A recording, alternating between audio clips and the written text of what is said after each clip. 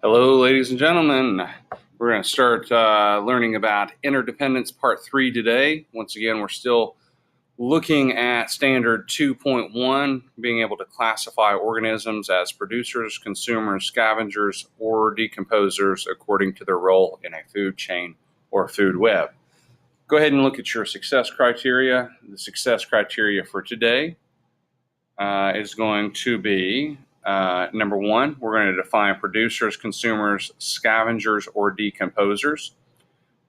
Number 2, we're going to define primary consumers, secondary consumers, and tertiary consumer. 3, we're going to identify, being able to recognize producers, consumers, scavengers, or decomposer, primary consumers, secondary consumers, and tertiary consumers in a food chain or web. It's a whole mouthful. Number 4, place organisms in a food chain or web using labels. And you can see those labels there that we'll be using. Number 5, we're going to explain, so that's telling the interdependence of how biotic, so living things, explain how interdependence of how biotic features affect each other. For example, decomposers give nutrients to the soil. So we've got a lot to do today, so let's go ahead and get started. Remember to use your self-assessment criteria. N for novice, you're just learning it and you still don't understand it yet. A for apprentice, you're starting to get it, but you still need quite a bit of help. P for practitioner, you're starting to get it. You may get stuck a few times, which is fine. And E is for expert, you understand it pretty much completely and you're able to teach it to someone else. So, success criteria number 1, define producers, consumers, scavengers, or decomposers. So producers, as we can see, and using our success criteria to take notes, producers are organisms that make their own food using the light from the sun.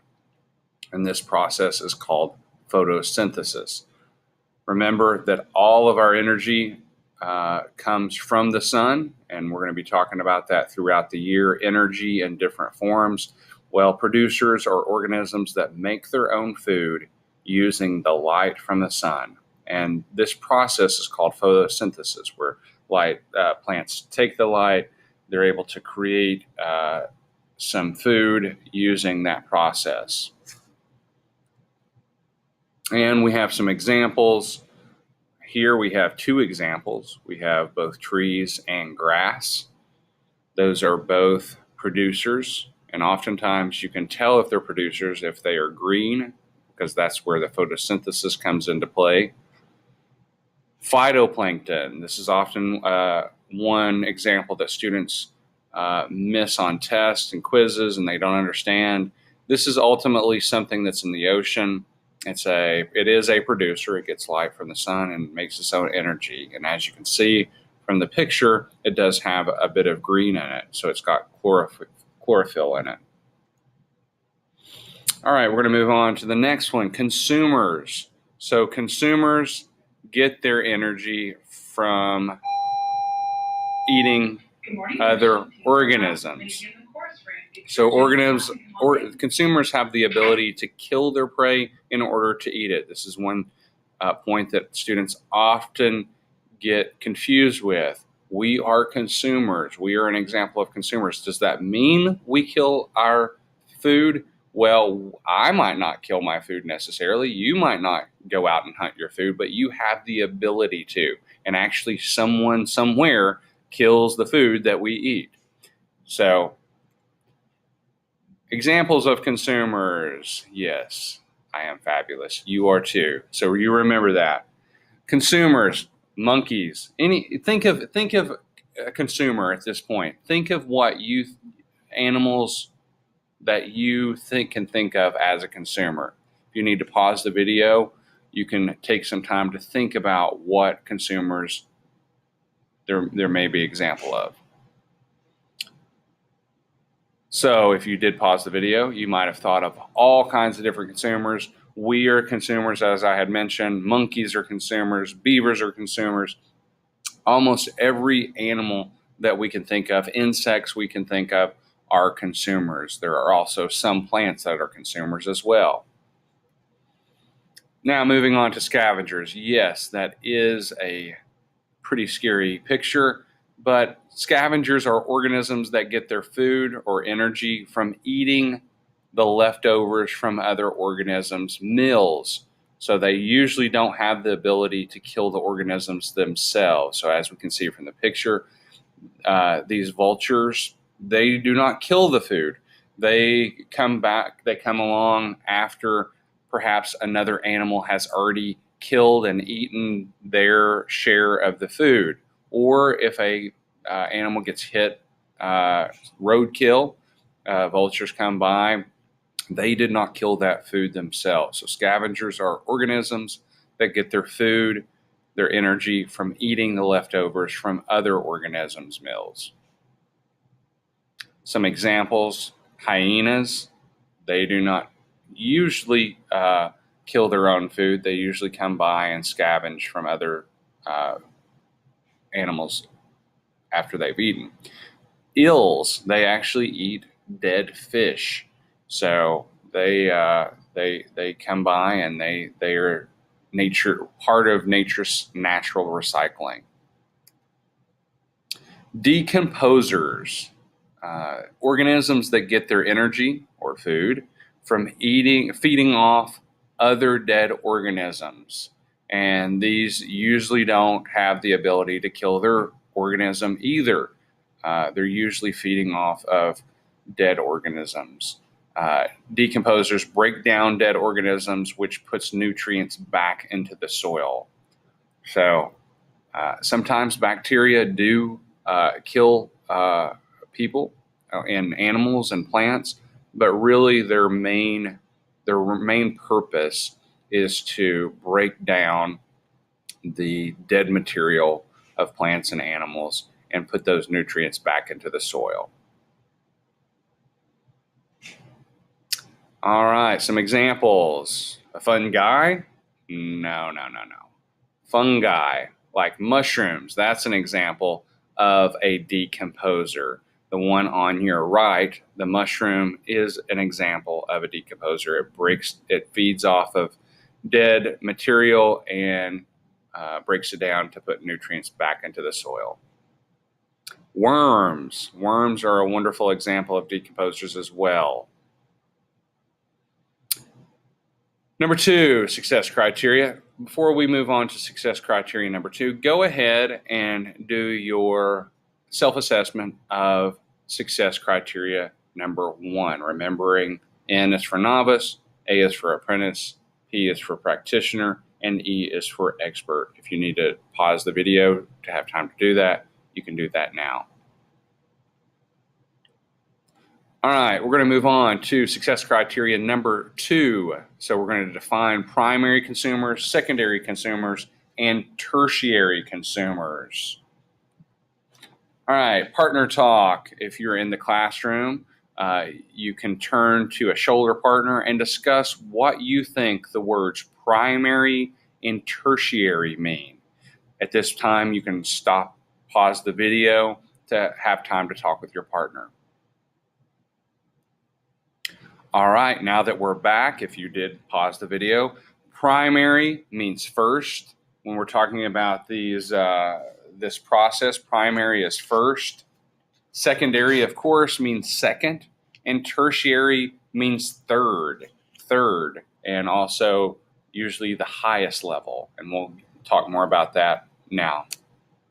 So primary consumers, remember, we're using our success criteria to write down our notes. Primary consumers are organisms that are herbivores. They eat producers. And as we know, herbivores are what? Yes, they eat only plants. So primary consumers are herbivores and they eat producers. They eat plants, they eat grass, they eat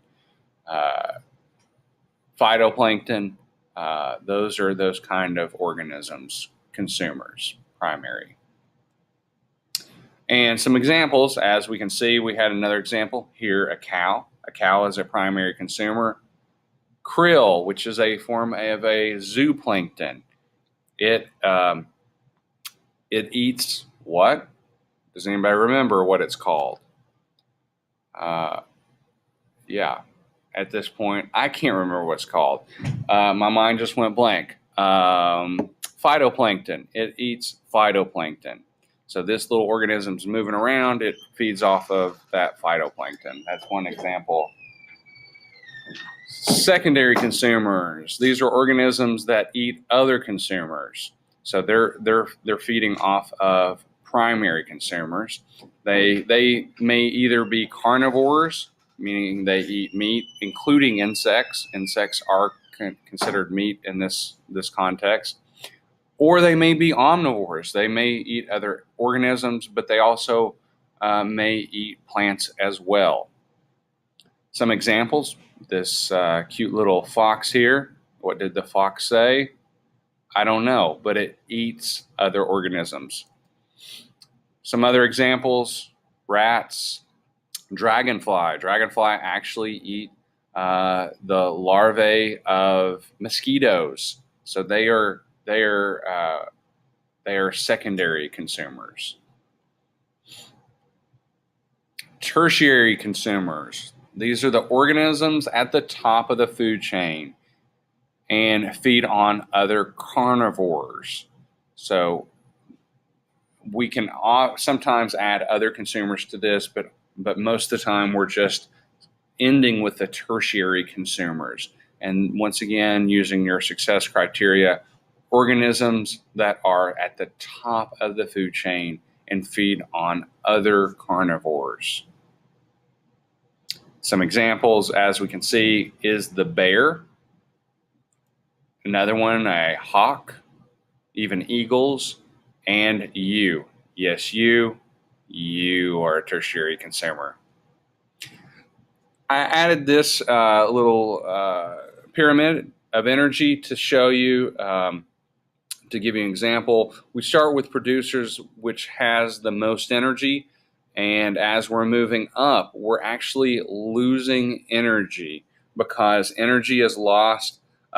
These primary consumers have to move around. That's one way that they lose energy. They're moving around. They are digesting the food, which is they're losing energy. They're creating heat to stay warm, which is a third way that they lose energy. And they're also expending energy in order to mate. So there's 4 or 5 different things that organisms, as we move up, primary consumers, secondary consumers, and tertiary consumers, all of this space over here, as you can see, is actually energy lost as we go up the pyramid. And as you can see too, just like a social pyramid that we talk about in social studies, it takes many more producers to be able to feed the few tertiary consumers at the top. Doesn't always happen with social hierarchy, but in social hierarchy, there's fewer individuals, like a king at the top, and it takes a lot of people down here to do the work for that one king at the top. You could think of a tertiary consumer as the king of the ecosystem. So we might have thousands, if not millions, producers. We have less primary consumers. It takes that many to be able to have energy from the producers. We're moving up. This sustains less secondary consumers, and ultimately we end with very few tertiary consumers based on the number of producers that we have.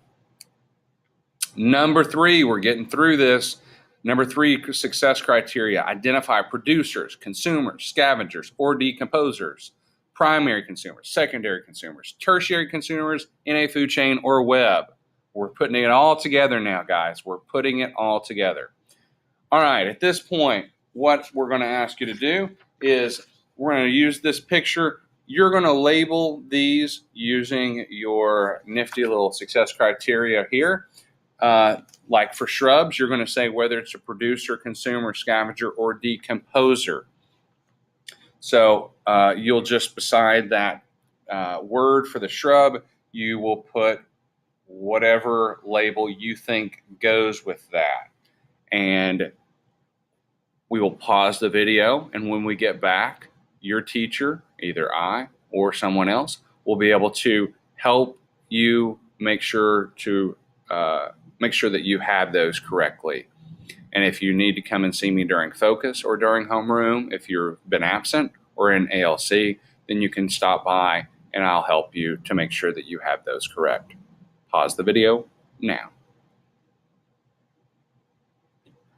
All right, we're going to move on to our next one. We're going to do the same thing, but we're going to label these as either primary consumers, secondary consumers, or tertiary consumers. Once again, you can pause the video in here in just a second if you're in class, or if you're in ALC, or you are at home, and go ahead and try to the best of your ability to name those things, either bush, seed, grass, all of those, either as primary consumers, secondary consumers, or tertiary consumers. And if you're not in class, stop by and see me during focus or homeroom, and I'll help to make sure that you have those correct. Pause the video now.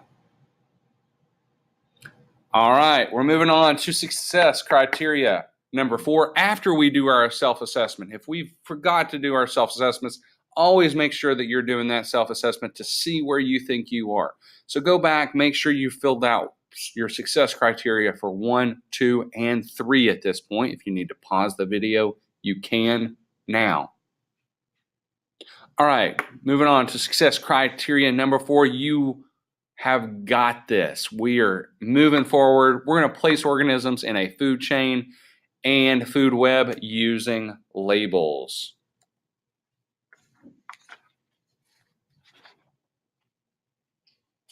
All right, so you're going to use the following organisms in a food web and use the labels producer, consumer, scavenger, and decomposer for each of these. So grass, bacteria, zebra, lion, worm, hyena. You don't have to do giraffe. I actually took that off, and cheetah. Go ahead and make your food web now and label those either producer, consumer, scavenger, and decomposer. Head over to Mr. D's room. I don't know if he's... And as you can see, we have some, I've created one for you. You can see the arrows. The arrows, red arrows, actually represent that the organisms are dead. So the rest of those are moving forward through the through the food web. And number 5, explain interdependence of how biotic features affect each other. So at this point, you're going to look at some of these scenarios and try this at home for homework. So these scenarios, as you have in your success criteria, do those for homework, and we'll come back. If you're in ALC or absent, go ahead and try to fill those out and come and see me during homeroom or during focus.